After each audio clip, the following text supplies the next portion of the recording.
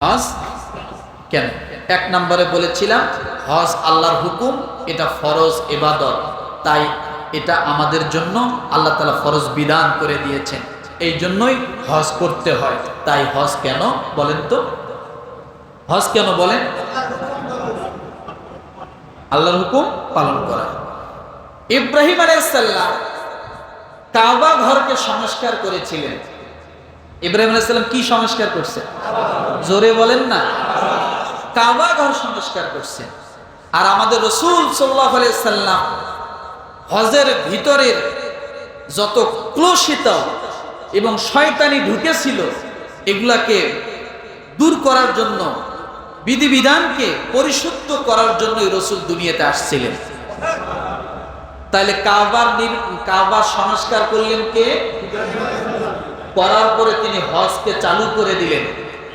কিন্তু রাসূল সাল্লাল্লাহু আলাইহি সাল্লাম আসা পর্যন্ত এই যে লম্বা মাঝখানে যে একটা সময়, এই সময়ের ভিতরে হজের আসল যে রূপ, হজের আসল যে কাজ, এটাকে পরিবর্তন করে মানুষ শয়তানি সব ঢুকাই দিয়েছিল। এখন যার কারণে তো আমরা দেখতে পাই 360 মূর্তি কোথায় ঢুকছে? তারাও তাওয়াফ করে। ওই সময়ে হজের কাজ চলছিল, কিন্তু কাপড় ছাড়া, কাপড় পরিধান সহ না, তার ন্যাংটা হয়ে তাওয়াফ করত। কি হইয়া? আগে কাপড় সহ ছিল, পরে এটার পরিবর্তন করতে করতে করতে করতে লাস্টে তারা কিভাবে তাওয়াফ শুরু করলো? ন্যাংটা হয়ে তাওয়াফ শুরু করলো। আর মূর্তি একটা একটা করে ঢুকাইতে ঢুকাইতে কয়টা? 360টা। আল্লাহ তাআলা রাসূলকে পাঠাইলেন, আপনি হজের মধ্যে যে শয়তানি কাজগুলো ঢুকানো হয়েছে এগুলো সব আপনি একবারে পরিষ্কার করে ধুয়ে মুছে সাফ করে সঠিক হজকে আবার টেনে তুলুন, মানুষের কাছে প্রকাশ করে দেন। ওই যে বলছিলাম রাসূল সাল্লাল্লাহু আলাইহি ওয়াসাল্লাম দুনিয়াতে আসার আগমনের এটাও একটা উদ্দেশ্য ছিল, হজের কাজগুলোকে কি করা? পরিশুদ্ধ করা। মনে থাকবে আমার ভাইরা? এখন বলবেন হজ কেন? এক নাম্বার আমি বলি, আল্লাহ রাব্বুল আলামিন জানায় দিয়েছেন দুনিয়ার মানুষ, হজ কেন? তোমার মনের ভিতরে প্রশ্ন আসতে পারে, 7 লাখ টাকা খরচ করে মক্কায় কেন যাব, 6 লাখ খরচ করে আমার লাভ কি হবে, আমার ফায়দা কি হবে? এটা আমার কথা না। আল্লাহ সূরা হজের 33 নম্বর আয়াতে বলেন, লাকুম ফিহা মানাফিউ ইলা আজালিম মুসাম্মা সুম্মা মাহিল্লুহা ইলাল বাইতিল আতীক। হজে গেলে লাভ কি বলেন তো? কি বলতেছি আমি এখন? হজে গেলে লাভ কি? টাকা যাচ্ছে, খরচ হচ্ছে, বউ বাচ্চা বাড়িতে রেখে আমি হজে যাচ্ছি, আমার লাভটা কি? এটাকে আমি বলবো নাকি আল্লাহর কাছ থেকে শুনবেন? আল্লাহ তাআলার মেসেজ, তার ওয়াজ শুনেন। কোন সূরা বলেছি? কত নম্বর আয়াত? 33 নম্বর আয়াত। রব্বুল আলামিন বলেন, লাকুম ফিহা মানাফিউ ইলা আজালিম মুসাম্মান সুম্মা মাহিল্লুহা ইলাল বাইতিল আতীক। এতে রয়েছে এক নির্দিষ্ট মেয়াদ পর্যন্ত তোমাদের নানা রকম উপকার। কি? বিভিন্ন ধরনের উপকার, এক ধরন না। অতঃপর তাদের হালাল হওয়ার স্থান সেই প্রাচীন গৃহ কাবা গৃহ, এর আশেপাশে, এর আশপাশ যা আছে, এখানে যে প্রবেশ করে কাবার বাতাস যার গায়ে লাগে, আল্লাহ তাআলা তাকে বিভিন্ন ভাবে উপকৃত করে দেন।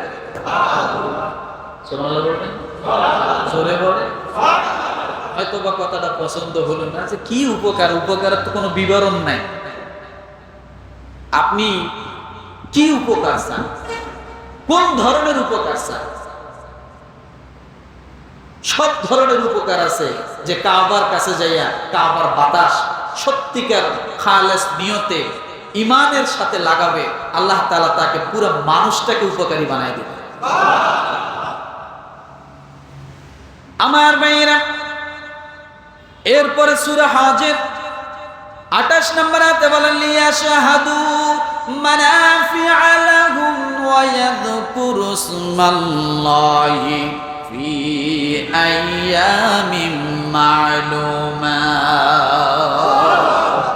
যাতে তারা তাদের জন্য স্থাপিত, দেখেন আল্লাহ কি বলছে, যাতে তারা তাদের জন্য স্থাপিত অর্থাৎ স্থায়ী। সুবহানাল্লাহ বলেন।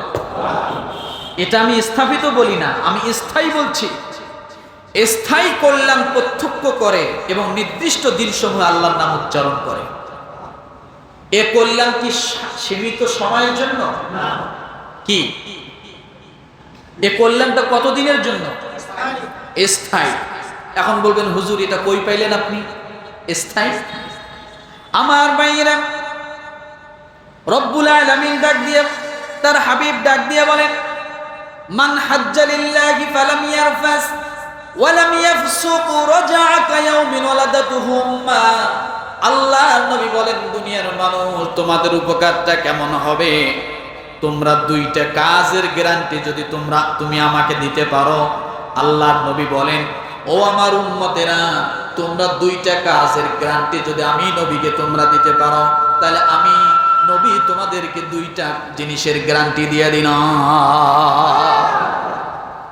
বুখারী হাদিস নাম্বার 1521। কত? বুখারী শরীফ হাদিস নাম্বার।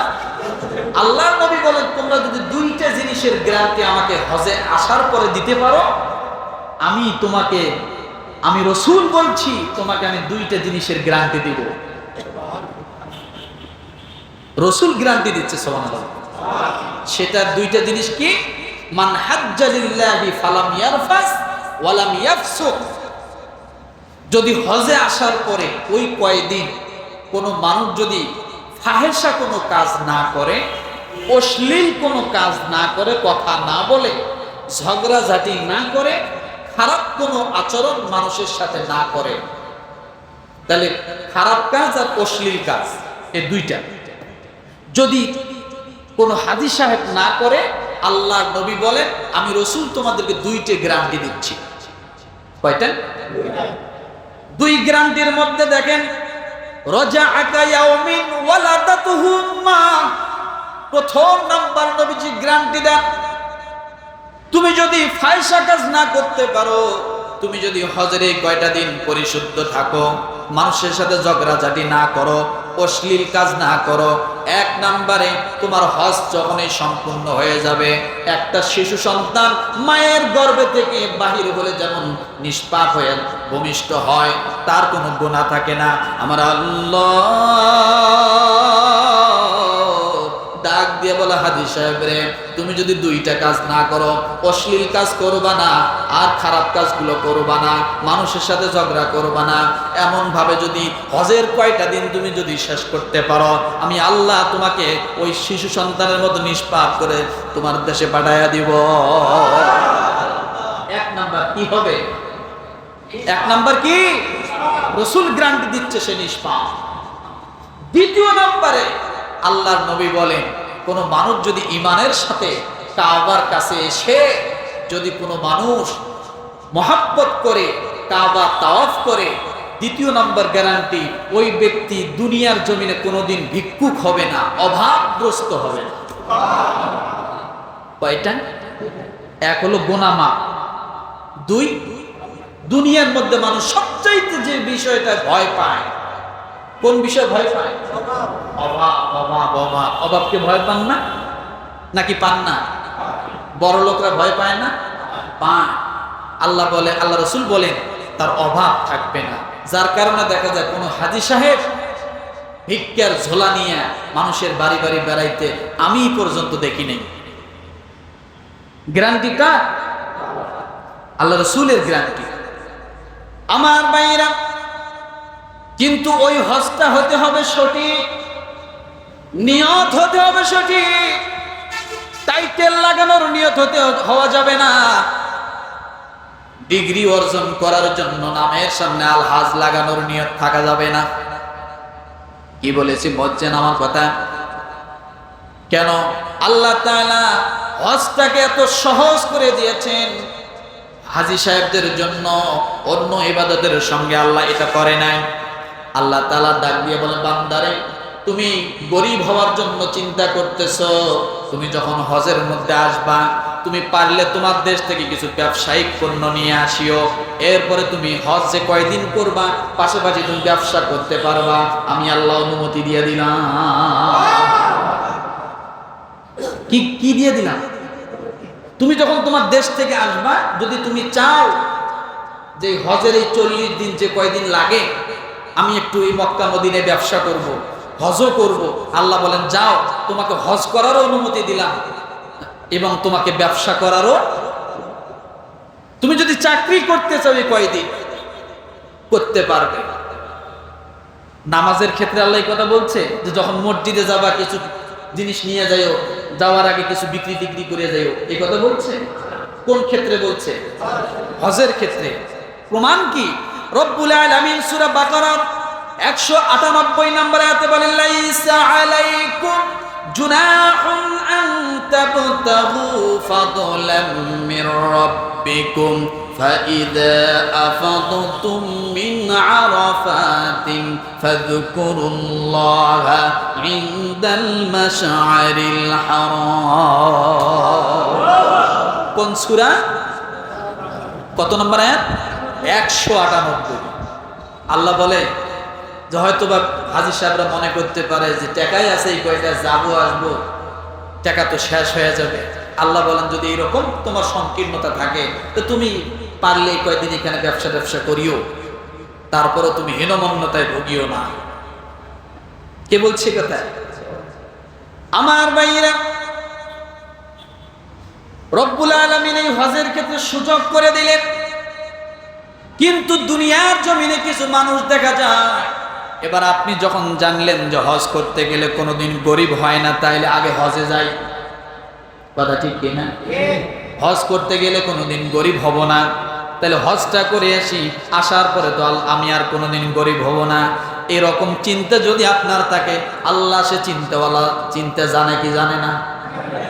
জানে কি জানে না?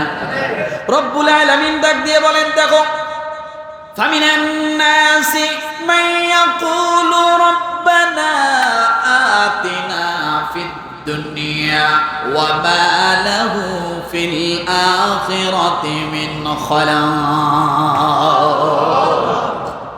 আগেরকার জামানায় মানুষ ইবাদত করতে বিপদে পড়লে, এখন নাই, এখনকার জামানায় নাই।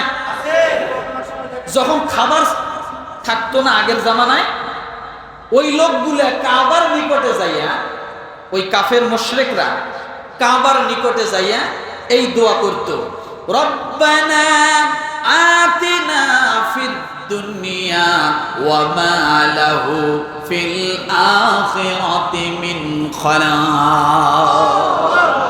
এখানে আমরা একটু ভালো করে বুঝে যাব। রাজি আছেন? রাজি আছেন?